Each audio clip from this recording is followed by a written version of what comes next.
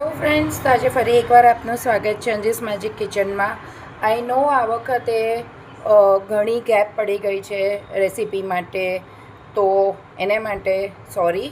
અને આપની સાથે એક સારા ગુડ ન્યૂઝ શેર કરવા માગું છું કે હવે અંજીસ કિચન ઝોમેટો અને સ્વિગી પર પણ તમને ઓનલાઈન મળશે. સો તમે એની અંદર એટલે કે ઝોમેટો અને સ્વિગી પર બી અંજીસ કિચન સર્ચ મારીને મેનુમાં જઈને તમે સુરતમાં ઓર્ડર કરી શકો છો. અને એનો ટાઈમ છે સવારે 11થી રાત્રે 11, અને ઓફલાઈન પણ તમે ઓર્ડર કરી શકો છો. તો ચાલો આજની રેસીપી આપણે શરૂ કરીએ. આજે આપણે બનાવવા જઈ રહ્યા છે ચેન્નાઈ સ્ટાઇલ બટર મિલ્ક. તો તમને લાગશે કે આની અંદર શું નવું છે, તો મિત્રો આપણે રેસીપી શરૂ કરીએ.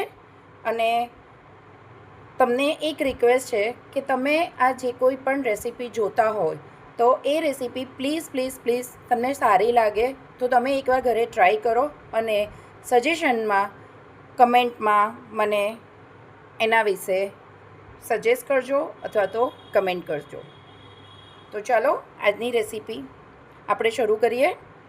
તો સૌપ્રથમ આપણને જોઈશે 1 બાઉલ જેટલું દહીં, કાચી કેરી એના નાના ટુકડા કરીને મેં રેડી કરી છે, મસાલાવાળી બુંદી, મીઠું સ્વાદ અનુસાર તમે લઈ શકો છો.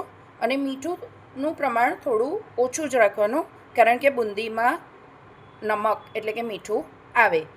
આદુ લસણની પેસ્ટ અને ફુદીનો.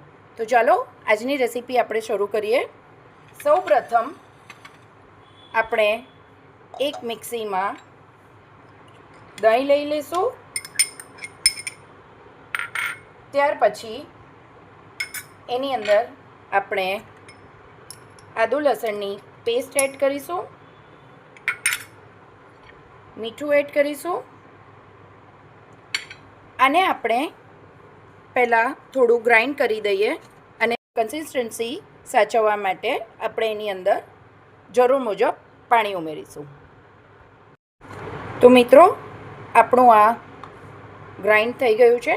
આની અંદર આપણે થોડું પાણી ઉમેરીશું અને એકવાર પાછા મિક્સીમાં ગ્રાઇન્ડ કરી લઈશું. તો મિત્રો તમે જોઈ શકો છો કે આપણી આ બટર મિલ્ક રેડી થઈ ગઈ છે. હવે આપણે એને એક ગ્લાસમાં સર્વ કરીશું. તો આ રીતે એક ગ્લાસમાં મેં થોડા આઈસ ક્યુબ લઈ લીધા છે. હવે એની અંદર આપણે થોડી કાપેલી કેરી એડ કરીશું અને થોડી બુંદી એડ કરીશું. ત્યાર પછી આપણે જે આ બટર મિલ્ક રેડી કરી હતી એને આપણે એની અંદર એડ કરીશું. હવે એને ફુદીનાના પાનથી ગાર્નિશ કરીશું. સો ચેન્નાઈ સ્ટાઇલ બટર મિલ્ક ખૂબ જ ટેસ્ટી, હેલ્ધી અને ઠંડક આપશે. સો એન્જોય. Thank you.